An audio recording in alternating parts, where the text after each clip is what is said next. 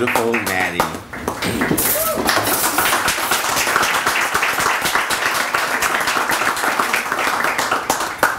All right, well, I'm really nervous, so I'm gonna try to have equanimity when I talk. But I couldn't really think of anything to talk about like Steven was saying, so I just picked something I probably could talk about for like half an hour and so I could easily make my time. Okay, so I was watching TV the other night and nothing was on. It was horrible, so I turned it to Animal Planet, and I was watching this documentary about a polar bear family. And it was this mother and her two little cubs walking around and trying to get food because it was like the first time they came out of their den and everything. And she's walking for a little while with them, and they got to a part where the ice was going to be thinner since it was over the ocean. So the little cubs stayed back and the mom started to go out onto the ice to try to find a seal or something. And I don't know if anybody else knows this, but polar bears like pound the ice with their two front paws to make a hole to go look for seals. So she's pretty far on the ice by now, and she goes to pound the ice. Well, it was too thin, so the ice broke and she fell through. And for like a few minutes, this poor thing like paddling through the water, trying to get back up onto the ice to get back to safety, and her little cubs were like crying off in the corner, and she couldn't get through because it wasn't enough support for her body weight.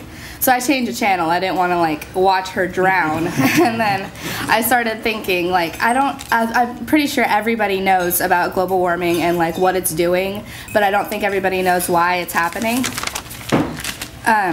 What one person does in their daily life, it doesn't really make that big of an impact, but if you think about how many people there are having a daily routine, going to work, picking up things at the grocery store, getting their kids, or driving here, the gases that are being emitted into the atmosphere really add up. And it isn't the gases directly that are melting the ice, but when they go into the atmosphere, our lovely little layer of toxic gases, they create a greenhouse effect. And what that basically is it lets all the heat waves in, but hardly any out. That's why our winter was really hot this summer, in the beginning of the winter, because we didn't have really any new heat coming in, but all the old ones was still trapped in our ozone layer. So because the Earth is warming, the ice caps melt a little earlier each year, and a little less snow gets thrown amongst the ground. The numbers each year about how much we lose aren't very big, but like the gases, it does add up. Meanwhile, in the non-frozen parts of the world, big business decides that we need many more houses for our growing population. So they cut down hundreds and thousands of trees. That's not the smartest idea, because if we were smart, we would be planting more trees to keep up with the population. But no, we the geniuses decide to take away what's giving us oxygen. Bottom line is, at the point we're going, our ozone layer is not going to be life sustainable for much longer. But there are lots of things that we can do to stop and prevent it from spiraling to its doom. So it's like the one thing that everyone always says, like, oh, recycle, recycle, and everyone's like, yeah, whatever, it goes to the trash eventually. So no, barely anyone does, and if you do, you don't really realize what an impact it's having.